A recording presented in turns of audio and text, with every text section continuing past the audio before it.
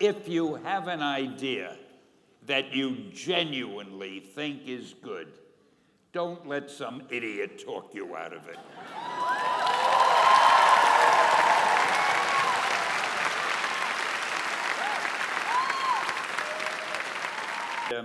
We had already done the Fantastic Four and I think maybe the X-Men, I can't remember the order, but my publisher came to me and he said, Stan, I want you to come up with another superhero.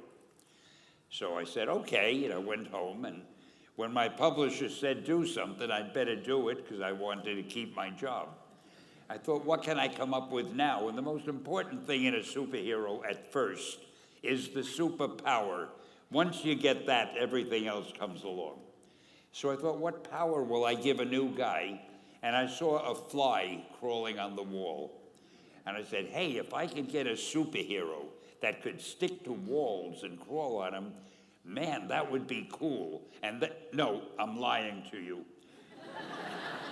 I don't think the word cool was in use then. I probably said it'll be groovy. I'll never lie to you. So I thought that was good. Now I needed a name. So I said, well, let's see, Fly Man, Mosquito Man. I got down to Spiderman. Spider-Man. It just sounded dramatic. So, okay, I had my hero, I had his power, his name, and then I figured just for fun, I'm going to give him personal problems, because except for you people who that your lives are perfect, but most other people have personal problems.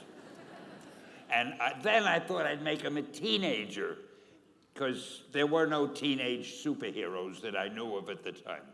So armed with all that wonderful material, those great ideas, I ran into my publisher's office and I told him. This was my reaction, the reaction he gave me.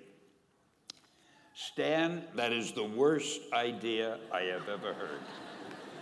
First of all, and he started to give me his, because he's a very logical man, very intellectual. First of all, people hate spiders, so you can't call a hero Spider-Man. You want him to be a teenager?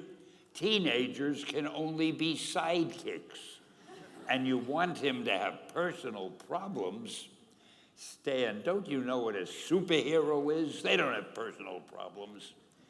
Well, I left the office disappointed, but obviously a much wiser man. And I couldn't get Spider-Man out of my system. So we were about to kill a magazine. I think it was called Amazing Fantasy. It wasn't selling well, and we were sending the last issue to press.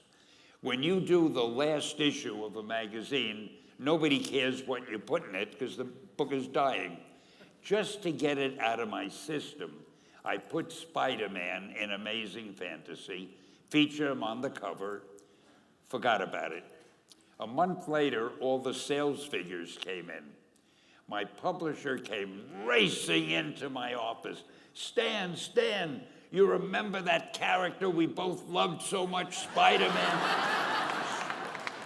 He said, let's do him as a series. Now, why am I telling you this?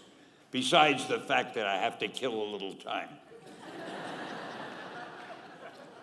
If you have an idea that you genuinely think is good, don't let some idiot talk you out of it.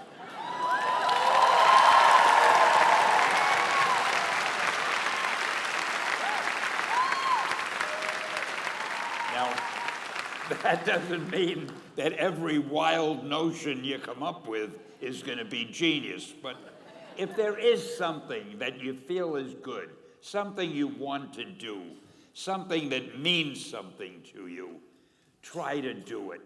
Because I think you can only do your best work if you're doing what you want to do, and if you're doing it the way you think it should be done. Best luck in the world.